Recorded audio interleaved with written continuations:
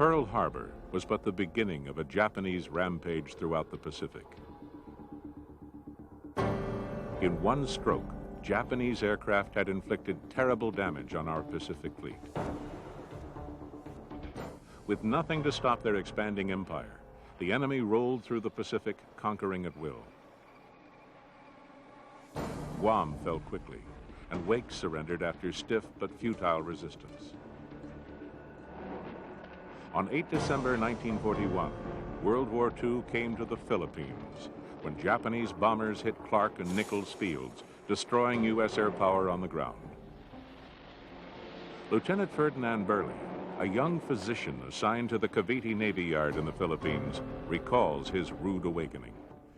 On the 10th of December, we were having our lunch, and I still remember the dessert was apple pie. And just about the time it was to be served, the alarm went off. And then all of a sudden, I could hear the anti-aircraft guns going off on my right here off Sangley Point. And as I looked over there, a beautiful formation of planes was flying in that direction. And that was when I ran on down into the paint locker, and I said, "The bombs are coming." And sure enough, within seconds, they started to hit. Having gotten the casualties safely aboard a launch, Dr. Burley then made his way to the Canacao Naval Hospital, where he volunteered his services. I went to one of the operating rooms that Kerry Smith was working in, and he was working all by himself with a nurse, and I got into my operating gowns and then assisted him. The rest of the night, we operated until probably 2 or 3 in the morning. We did amputations, we did abdominal operations, we did everything. Some patients died on the operating table, and some made it. I was covered, soaked through to my skin with blood. That very same day, 10 December 1941, Guam surrendered as a superior Japanese force easily overwhelmed the lightly defended island, and all Navy medical personnel were taken prisoner. Well, we heard a loudspeaker, and they told us to come out and line up and put your hands up and all the other stuff that goes along with it. After overcoming a stiffer American resistance on Wake Island, Japanese soldiers landed on Philippine beaches a few days before Christmas 1941 and swept aside the ill-equipped Americans and Filipinos.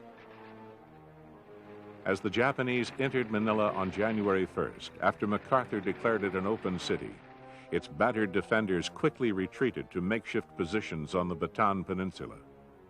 Exhausted and desperately short of weapons, ammunition, and food, they continued to fight on. We ate the horses of the 26th Cavalry. We ate the mules of Battery A of the 23rd Field Artillery Pack Unit. We ate carabao, the Philippine water buffalo. Overwhelmed, Bataan's 75,000 defenders finally surrendered in April 1942. But out in Manila Bay, the island fortress of Corregidor still remained defiant. The men who held the rock couldn't know the extent of the Pearl Harbor disaster and the loss of the Pacific Fleet. It certainly was not the intention to leave these gallant men in the lurch. General Douglas MacArthur had promised them help was on the way, if only they could hold out a little longer. They were supposed to send the fleet loaded with supplies and ammunition and replacements and reinforcements, but the fleet was at the bottom of Pearl Harbor. But food and ammunition ran out, and the power of the enemy was too great. After a month of heavy bombardment and finally landings by Japanese forces, Corregidor surrendered on May 6th. American power in the Far East had been extinguished. Yet, despite the new reality, the hundreds of medical professionals captured in the Pacific were still doc or nurse to their fellow POWs. Without hospitals or supplies, they continued to practice their healing art, often under unimaginable circumstances.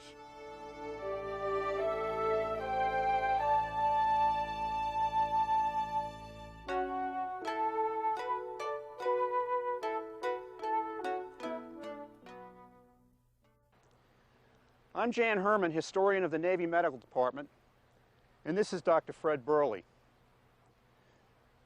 Behind us is the Malinta Tunnel. We're on the island of Corregidor in the Philippines. Back in May 1942, American soldiers, sailors, and Marines made their last stand against the Japanese here in the Malinta Tunnel. Not too far from here, in a hillside, Dr. Burley had his aid station. It was in that tunnel that Dr. Burley hid his .45 caliber automatic pistol and came up here to the Malinta Tunnel to surrender. So we got ourselves a white sheet, and we marched down the road towards Malinta Tunnel. They came up, searched us, looking for watches, rings, and whatnot. I had hid my ring and my watch in my sock, so they didn't find it. On the right side, beyond, was a great big pile of helmets and gas masks, which we were carrying, and we were told to discard these helmets and gas masks into this pile. After we did that, we continued on to Malinta Tunnel. Following the surrender, their captors divided their prisoners. Some remained in Malinta, which was really a complex of tunnels housing men, supplies, and a hospital. The Japanese marched the others down to what was called the 92nd Garage area, where military vehicles and equipment were normally parked. Under a hot, blazing sun, with little food and scarcely any water, the men milled about and pondered their fate. Well, after the fall of Corregidor, all the enlisted men, Navy, Marine Corps, and Army, were taken here. And this was nothing but a mass of humanity of, I don't know how many thousands. There might have been 12, there might have been 16,000. I don't have the figures. But this whole area was crowded with humanity, men, trying to shelter themselves from the sun, which was beating down on us all the time. None of these buildings were, none of these trees or something, this was all wide open, but it was just covered with men. They were in terrible conditions. A lot of them had ulcers they developed. A lot of them had diarrhea and whatnot, and we heard that they needed medical assistance. So 5 or 6 of us came down here, and with their help we were able to set up a platform here of supports with maybe wood about planks, maybe 10, 12 inches wide, and we set up this so-called station, aid station here, and we stood behind these planks 24 hours a day. There was never ending line. The line of people were here 24 hours a day. About a night or two, or a day or two before we were ordered to evacuate and load up on those freighters, we got our first rainstorm late afternoon. It came down, it just poured. But it was wonderful because the men just opened their face to the sky and just took that rain coming down, opened their mouths to catch the drops and so on, and it just cooled them off and so on. It was just marvelous. And then all of a sudden, somebody started to sing, "God Bless America," and the whole group joined in. And it was a massive song coming from these thousands of men here singing, "God Bless America," and they raised their hands like this, and like a fist of defiance towards the Japanese. In other words, it was really inspiring thing to see. Although some 10,000 surrendered at Corregidor, thousands of captured Americans and Filipinos had already died on the infamous Bataan Death March.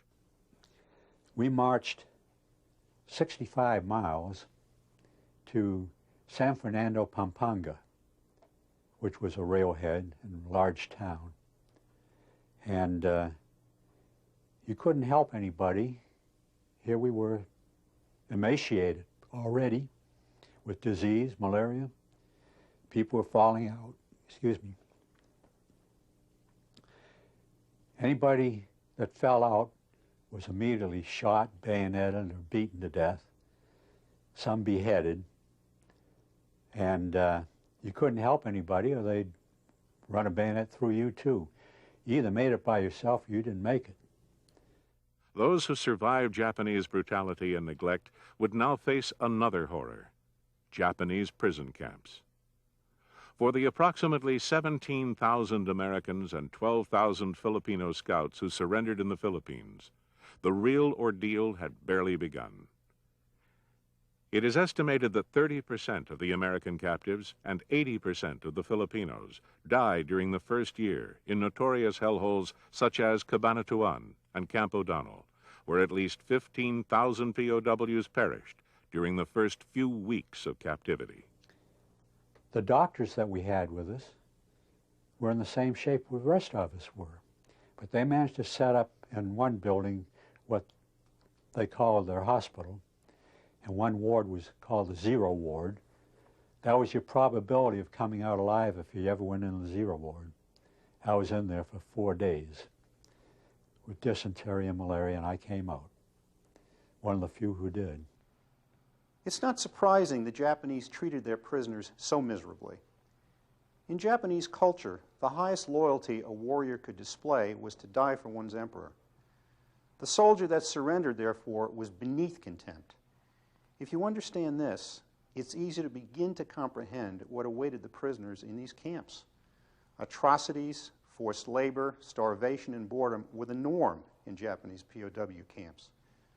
Malnutrition was a way of life in these camps. I should point out that the Japanese had a very difficult time feeding their own soldiers, so whatever little food was left over filtered down to the POWs, and that wasn't very much. They'd make watery gruel or soup out of rice or barley or millet. Therefore, for one period, we were, for about 10 days, I guess, we were on nothing but millet, and you almost had to, hold your nose to eat it. To me, it was a cheap grade of chicken feed or bird food.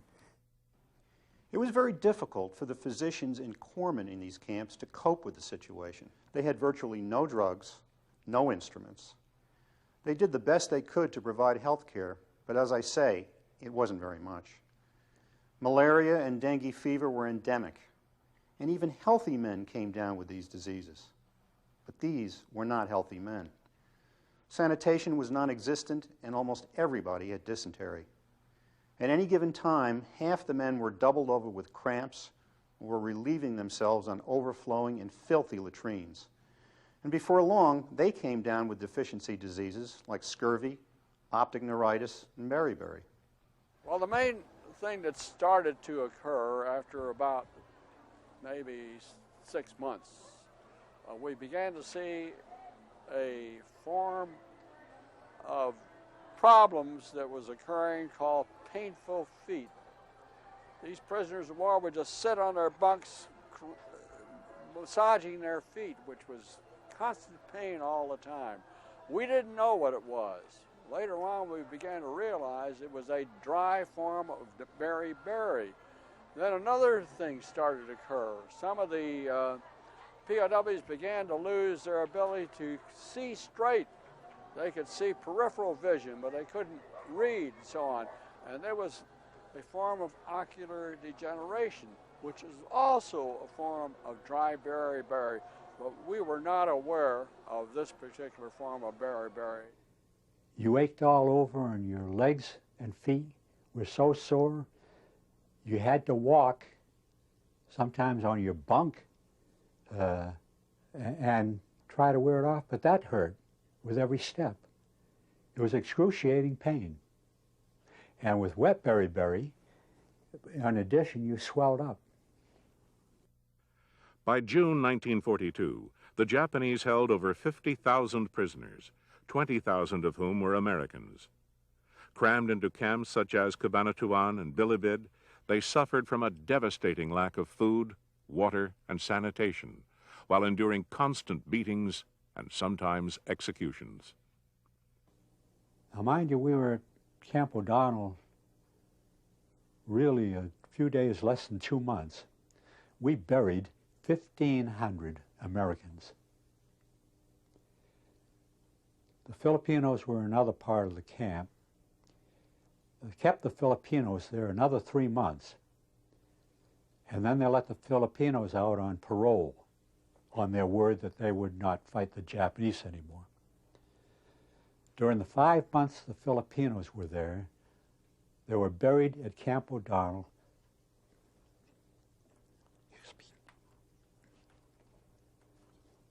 26,000 Filipinos. The Spanish built Bilibid in 1865, but by the eve of World War II, Philippine authorities had deemed the lockup unfit for human habitation and moved convicts to other prisons.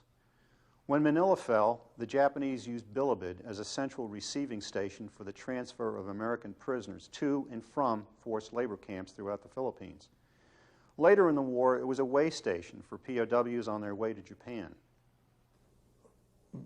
Bilibid looked like a decrepit old group of buildings that had been vacated, which they were. It was a former prison for civilians, Filipinos. And it was a big job ahead there when we first saw it, because there was no sanitation. Had to provide cooking areas and so on, and but primarily we had to provide wards for the patients we had. We had all these sick and wounded from Bataan, and those that were caught in these bombings in Manila in the area. And it was very discouraging initially. When POWs became too weak from starvation and disease to work in the labor camps, their Japanese guards brought them to the Bilibid prison hospital for treatment, often in such poor condition that the end could be measured in hours. Came in with a truckload of cordwood bodies. None of them were coherent. They were just, out of it. And this one, they couldn't identify, and so he called me and asked me to come and take a look, see if I could, recognize the guy. And the only thing that I could remember about this, he was so emaciated that he didn't even look like a human being, really, and looked more like a skeleton. And there was a scar on his leg, a gash that he had received on Corregidor that I remembered. And in fact, I'd changed the bandage a couple of times for him. The Japanese also captured 11 Navy nurses when the Philippines fell. Instead of being imprisoned with military POWs, their captors sent them to civilian internment camps. Yet, as Mary Rose Nelson relates, they pondered their fate just like the other prisoners. Actually, when we got into the internment camp, we knew that MacArthur was coming back next week. And then next week stretched and stretched and stretched. And we realized that we weren't going to go anyplace very soon. So we might just as well settle down, make the best of whatever.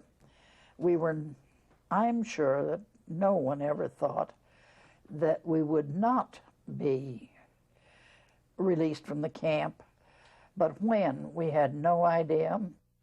Conditions at the Santo Tomas and Los Baños internment camps were somewhat better than in the military camps.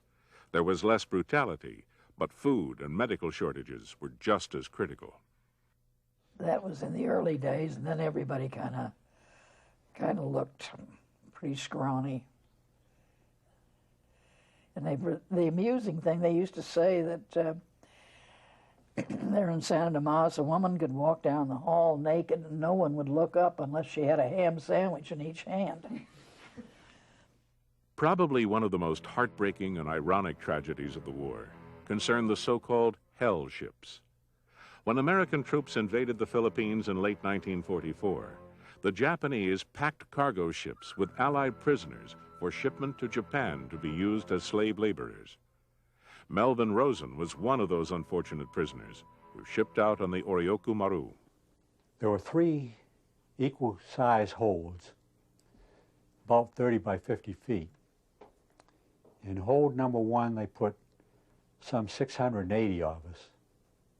In hold number 2 had about 160. And in hold number 3, they had over 800. And we pleaded with the Japanese to, you know, give us more room, equalize it. No, they wouldn't do it. We were like sardines in a can. It was just so crowded in the holds of the ship. People actually died from lack of oxygen, whether it had to get way, because they made everybody get way back in order to get everybody aboard. It's almost impossible to describe the conditions on these so-called hell ships. Thousands of men were packed like sardines below decks in these squalid holds with no air, virtually no food or water. Men were forced to relieve themselves where they stood. In these conditions, men grew delirious, and some of them actually went mad from thirst. It's hard to imagine these poor individuals struggling like rats for a single sip of water or a grain of rice. Moreover, American submarines and aircraft were taking a terrible toll on Japanese shipping. They were sinking scores of Japanese ships. Needless to say, the hell ships were unmarked, and many of these men succumbed to friendly fire. It's estimated that 4,000 of these Allied prisoners died from the conditions they suffered aboard these ships, or more tragically still, from American bombs and torpedoes. People died, but those who didn't survived. Next morning at 9 o'clock, here came the U.S. Navy dive bombers. And they'd picked up the ship off the west coast of Bhutan. And they raked it from stem to stern. They attacked the ship about 9 times that day. I get hit with frags, 2 holes in my ankle and in my side here. Well, pretty soon someone said, there's a Navy doctor in that bay over there somewhere, and he's not too well, but you might see if he can do anything. So I found him. I never did get his name. I still don't know his name. They just told me he was a Navy doctor. He might have been a corpsman for all I knew, but he produced from somewhere a penknife, and he cut the flesh around there and took out the frags and gave me a rag to hold over it. Go on back. Now, mind you, while he's doing this, I'm standing over ankle deep in feces, urine, and vomit. And I have these 2 holes in my ankle. The prisoners of war who arrived in Japan from the Philippines in late 1944 and early 45 descended into a deeper hell. U.S. submarines were sinking millions of tons of Japanese shipping and preventing the importation of sorely needed resources. If Japanese civilians were now on short rations, almost no food filtered down to the POWs. The people from Bataan came into our camp, some of them. I mean, I guess maybe we had a couple hundred come in. And half of them are just walking dead. I mean, they just almost on their last legs. And the word got out that they needed more food for the sick. So we started stealing a lot more rice and bring it in. They'd cook it in the galley and take it over and give it to the sickest people that was there. This was an all-out effort. I mean, I'm not just talking about me, but I'm talking about every man on the working party. And I never dreamed that I'd ever be able to carry a sack weighing 200 pounds on my shoulders. But after a while, the first one that they threw up on my shoulders, I felt like that I sunk in the ground about a foot. When Dr. Burley and pharmacist mate Ernest Irvin first arrived at a place called Ichioka, they found a hovel masquerading as a hospital. Most of the men there were sick, lice-infested scarecrows, too weak to bathe. Many were near death. And I was taken to the so-called hospital in Osaka called Ichioka, which was actually under the stands of a cement stadium, which turned out to be everything that they had said that it was, a very horrible, horrible place, filled with lice-ridden, bed-ridden, emaciated, mostly tubercular patients. In February 1945, the strategic bombing campaign against Japan shifted to incendiary raids. B-29s based in the Marianas firebombed most Japanese cities. The return of U.S. air power was graphic evidence, even to the prisoners, that the war was going badly for Japan. At the POW camp in the hills above the city, Dr. Burley witnessed Kobe's progressive destruction. The interesting thing about it is whenever the air raids occurred, the Japanese disappeared into their tunnel, whatever the air raid protection they had. But we didn't. We stood up there outside, and because these were our friends, they were not going to hit us, and we just cheered them on. It's great to see. Despite their initial glee at seeing American bombers, the prisoners soon discovered they too were in the line of fire. Bombs began dropping in their camp. Pharmacist mate second class Ernest Irvin recalls. And all of a sudden I heard this cracking noise like a beam had split or something. And then this guy comes running through the hospital ward there, his whole rear end on fire, blazing. Kid by the name of Chapman. He was a British, had been he worked at the Royal Dockyard. He was a dockyard policeman in Hong Kong. And he was running like a wild animal, and I said, hey, stop, you know, and he wouldn't. So I tackled him, wrestled him to the ground, and held him down on his back till I put the fire out, see. With no medicine and hardly any instruments, POW medical personnel did the best they could to treat their patients. Before we left to go to Kobe, we operated on Aykroyd. I helped Page remove part of his rib and open up that abscess and drain it. We did this under local anesthesia on a kitchen table in our office. The bandages were whatever we could get, old mosquito nets or pieces of clothing, anything there at first, and they were soaked in a creolin solution and then scrubbed and boiled and dried and reused. From the very beginning, an implicit promise was made. We will liberate you. But time was running out. Dozens died every day. 40% of those who started out for Japan on the hell ships were dead. The prisoners worked to exhaustion and even to death in Japanese mines and factories. Survivors wondered how many of them would live to see liberation. For them and their fellow captives still imprisoned in the Philippines, the thought of ever seeing home again became a cruel contradiction. The closer their liberators came, the more likely the Japanese might slaughter them all. Nevertheless, from the very beginning, thousands of men had been promised that help was on the way, perhaps just days or weeks down the road, and that hope kept them going. You know, when you're scared and you're hungry and you're tired and you're afraid,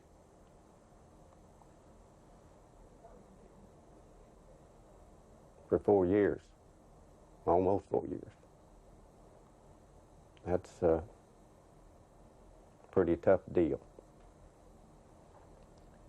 It's estimated the Japanese held about 25,000 American prisoners of war. In a world war, when we reckon death in millions, it's very easy for people to forget what these men and women suffered, these tragic victims, the POWs. We never should allow history to forget what they endured. Over a third of the prisoners never came home, and for the survivors, the memories of these horrible times will linger till their dying days. And when I come down in the morning for breakfast, I'm almost always the first one down. And I want to put up water for my instant coffee. I make brewed coffee for her. I like instant coffee. So I pour out the old water. The kettle. Excuse me. And every time I wonder how many of my friends I could have saved.